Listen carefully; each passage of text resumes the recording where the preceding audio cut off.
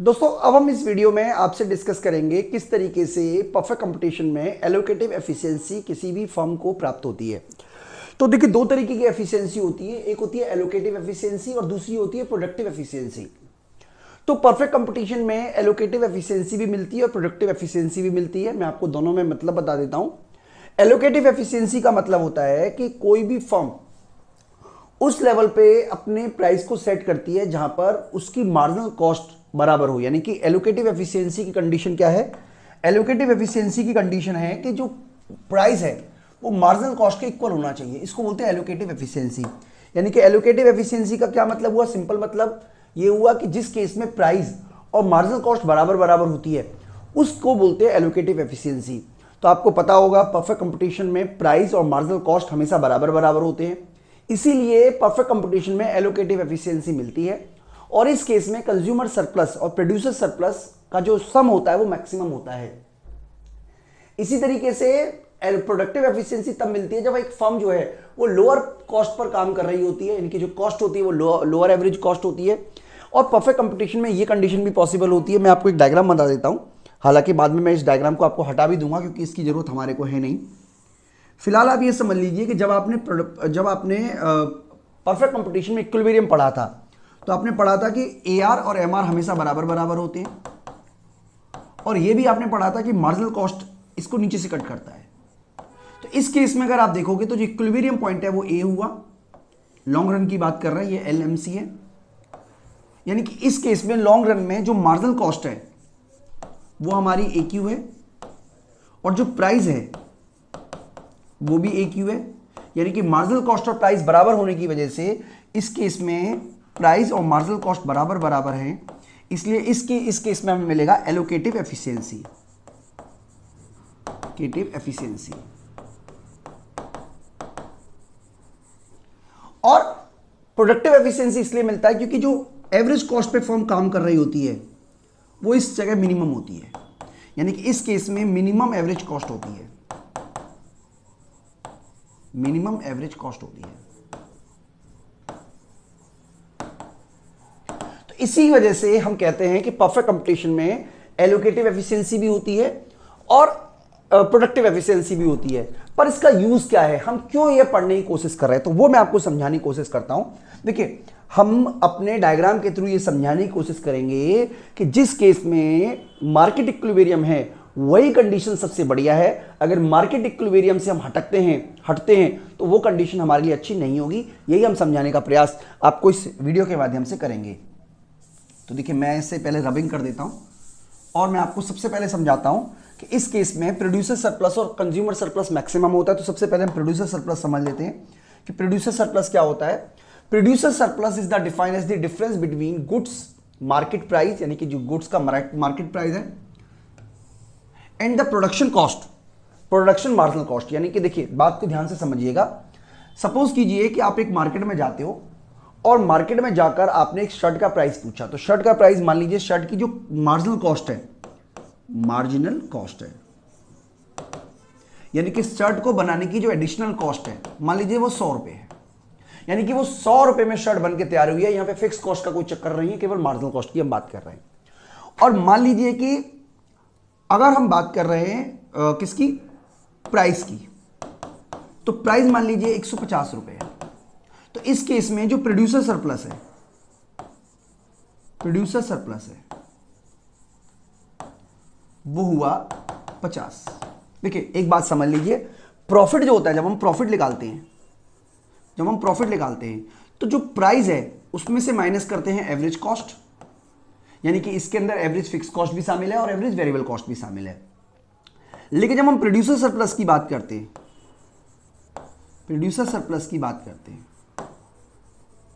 तो प्राइस में से माइनस करते हैं मार्जिनल कॉस्ट। ये बेसिक अंतर आप याद रखिएगा। यानी कि इस केस में हमारा प्रोड्यूसर सरप्लस है वो 150 का। मैं आपको एक एग्जांपल देके भी समझा देता हूं। मान लीजिए आप एक शर्ट लेने गए और शर्ट बाय करने के लिए आपने मार्केट में पूछा कि भाई शर्ट कितने रुपए की है। आपने वो शर्ट 100 रुपए में मिल गई, लेकिन जो प्रोड्यूसर बेचने वाला है वो 80 रुपए में बेचने को तैयार था। मतलब 80 रुपए से कम पे वो नहीं बेचता, किसी भी हालत में नहीं बेचता। तो जो 80 रुपए मिनिमम पर वो बेचने को तैयार था लेकिन उसने बेचा 100 रुपए में, तो जो 20 रुपए मिले वो उसका प्रोड्यूसर सरप्लस है। अगर हम डायग्राम के थ्रू देखने की कोशिश करें और डायग्राम से समझें कि प्रोड्यूसर सरप्लस का एरिया कौन सा होता है, तो देखिए डायग्राम से मैं आपको समझाने की कोशिश करता हूं। सबसे पहले फर्म के लिए बात करते हैं। तो इंडिविजुअल फर्म के लिए मान लीजिए ये हमारी है मार्जिनल रेवेन्यू और मान लीजिए ये हमारी मार्जिनल कॉस्ट है। तो ये वाला जो एरिया है इंडिविजुअल फर्म के लिए, ये वाला एरिया जो है, क्योंकि हम जानते हैं कि फर्म का जो मार्जिनल रेवेन्यू और एवरेज रेवेन्यू बराबर होता है परफेक्ट कंपटीशन में, इसलिए ये वाला एरिया जो है वो प्रोड्यूसर सरप्लस को दिखाएगा।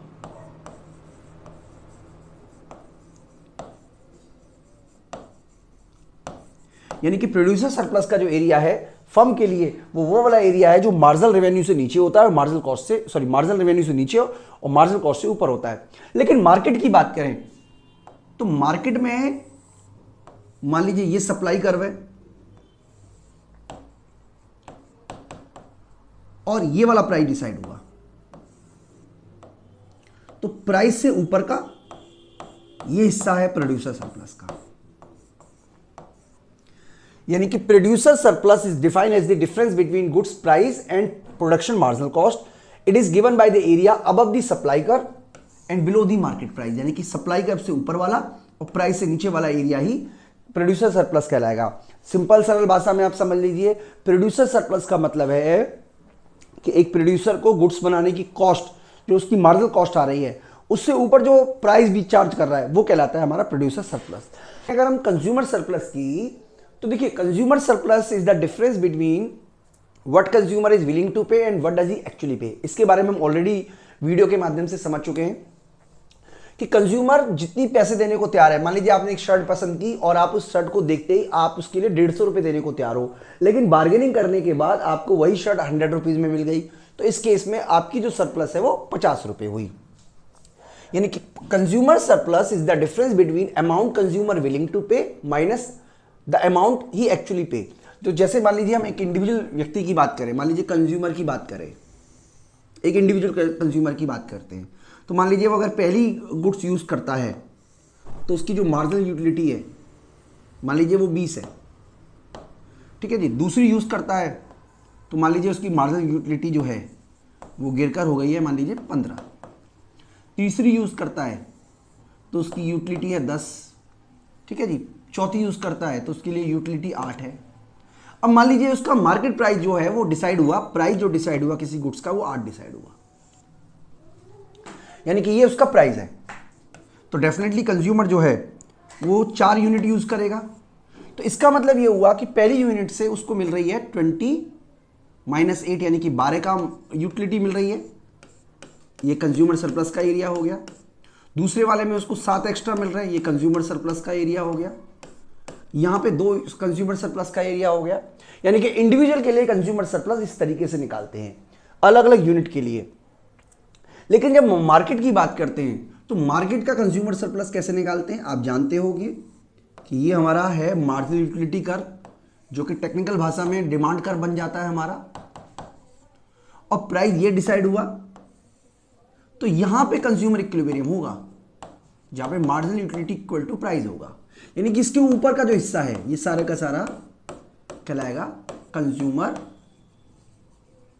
सरप्लस। तो आप एक बार दोबारा समझ लीजिए सिंपल भाषा में कि कंज्यूमर सरप्लस का मतलब होता है कि जो कंज्यूमर देने को तैयार है, इस केस में कंज्यूमर ये देने को तैयार है, ये वाला जो है वो विलिंग टू पे को दिखा रहा है, विलिंग टू पे को, ये यूटिलिटी कर्व जो है, और जो पे कर रहा है वो प्राइस है।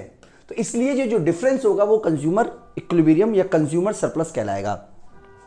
यानी कि जब आप एक शर्ट लेने गए तो शर्ट के लिए जो कंज्यूमर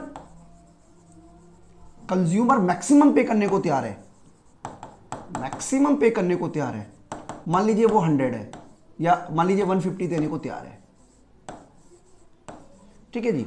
और जो प्रोड्यूसर की जो कॉस्ट आ रही है, प्रोड्यूसर की जो मार्जिनल कॉस्ट आ रही है वो 50 रुपए आ रही है,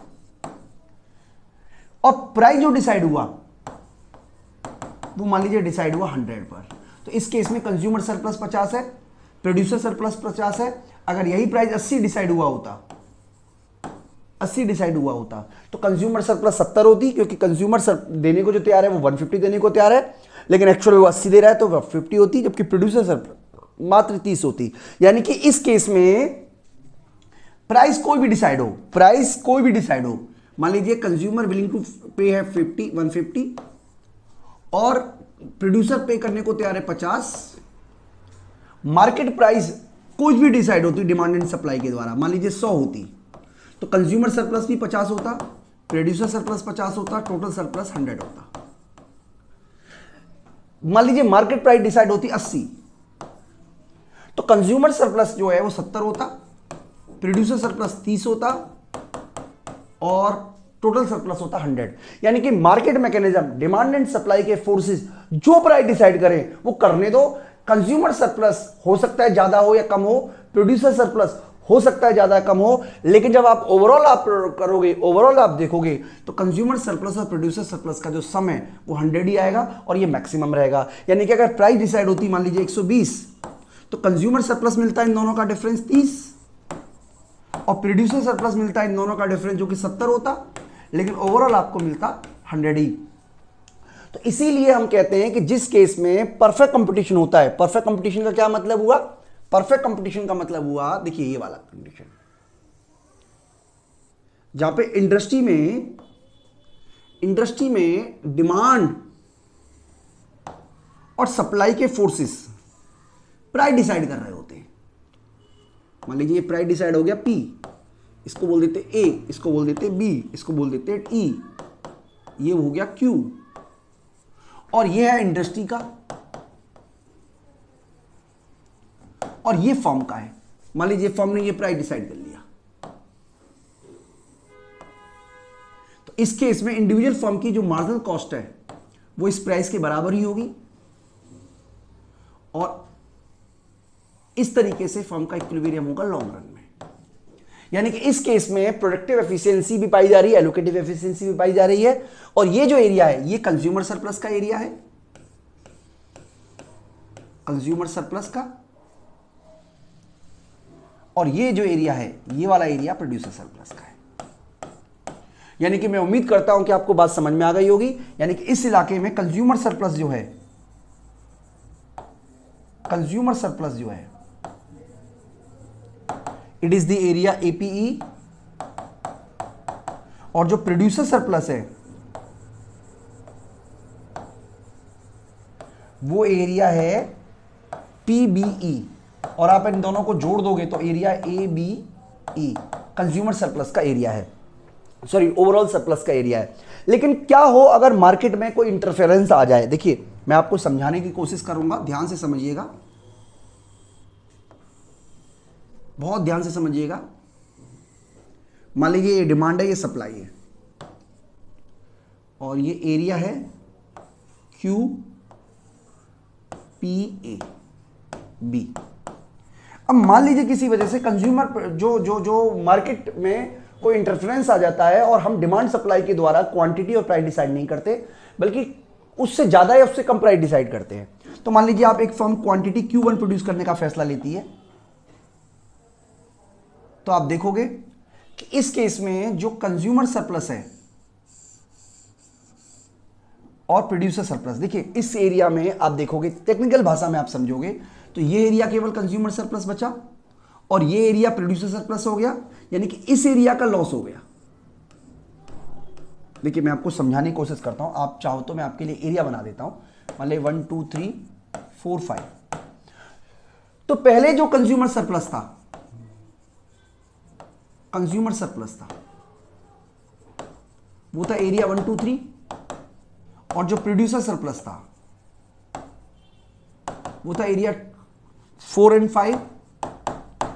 लेकिन जैसे ही क्वांटिटी कम की, अब कंज्यूमर सरप्लस का एरिया केवल 1 रह गया, कंज्यूमर को 2 का लॉस हुआ और 3 का लॉस हुआ, जबकि प्रोड्यूसर को अब मिलेगा 4 और 2 और 3 हिस्से का लॉस हो गया कंज्यूमर को। मैं आपको टेबल के बना के थ्रू समझा देता हूं। मान लीजिए जब आप क्वांटिटी प्रोड्यूस कर रहे हो तो कंज्यूमर सरप्लस कितना बचा, कंज्यूमर सरप्लस रह गया आपका एरिया ओनली 1, जबकि कंज्यूमर को लॉस कितने का हुआ है, एरिया 2 और 3 का। ठीक है जी, केवल कंज्यूमर का एरिया, क्योंकि प्राइस अब P1 हो गया ना बढ़कर, तो कंज्यूमर का एरिया केवल 1 रह गया, जबकि 2 और 3 का लॉस हुआ है। जबकि प्रोड्यूसर का जो एरिया है, प्रोड्यूसर का एरिया हो गया है 4 और 2। ठीक है जी, जबकि प्रोड्यूसर को लॉस जो हुआ है वो एरिया 5 का हुआ है। तो एरिया 5 का लॉस हुआ है प्रोड्यूसर को, एरिया 3 का लॉस हुआ है कंज्यूमर को, और क्योंकि 2 और 2 तो कैंसिल हो गया, क्योंकि ये कंज्यूमर का लॉस हुआ प्रोड्यूसर को मिल गया। अल्टीमेटली ये वाला एरिया जो है वो डेड वेट लॉस कहलाएगा।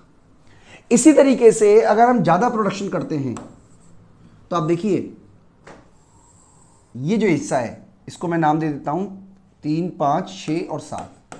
ये हिस्सा क्योंकि सप्लाई कॉस्ट ज्यादा है, प्राइस कम मिल रहा है, इसलिए प्रोड्यूसर का लॉस है।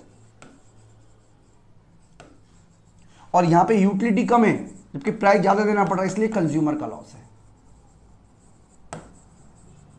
कहने का सिंपल मतलब यह हुआ कि अगर परफेक्ट कंपटीटिव मार्केट है, अगर परफेक्ट कंपटीशन है, तो और डिमांड एंड सप्लाई की फोर्सेस प्राइस डिसाइड कर रहे हैं, तो कंज्यूमर सरप्लस और प्रोड्यूसर सरप्लस का जो सम है it will be maximum. But अगर मार्केट में किसी तरीके का इंटरफेयर होता है तो जो कंज्यूमर सरप्लस है और प्रोड्यूसर सरप्लस मैक्सिमम नहीं रहेगा। इसी बात को हम गवर्नमेंट इंटरवेंशन के थ्रू समझते हैं। देखिए गवर्नमेंट इंटरवेंशन का मतलब हुआ, मान लीजिए ये हमारे डिमांड एंड सप्लाई की फोर्सेस प्राइस डिसाइड कर रहे हैं। ये डिमांड है, ये सप्लाई है, प्राइस डिसाइड कर दिया, मान लीजिए ये वाला P Q। ठीक है जी, गवर्नमेंट ने कहा प्राइस सील कर दिया, P1 पे प्राइस सील कर दिया, यानी कि ये प्राइस सीलिंग हो गई। तो प्राइस सीलिंग होने की वजह से आप देखिए ये वाला जो एरिया है ए वाला, यही कंज्यूमर को मिलेगा, जबकि क्वांटिटी अब जो अवेलेबल रहेगी इस प्राइस पर वो इतनी रहेगी, जैसा कि हमने आपको ऑलरेडी बता चुके हैं।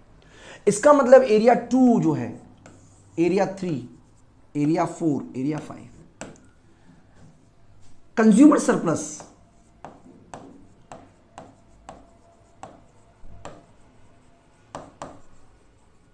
Producer surplus. चलिए थोड़ा छोटा कर लेता हूं मैं इसको,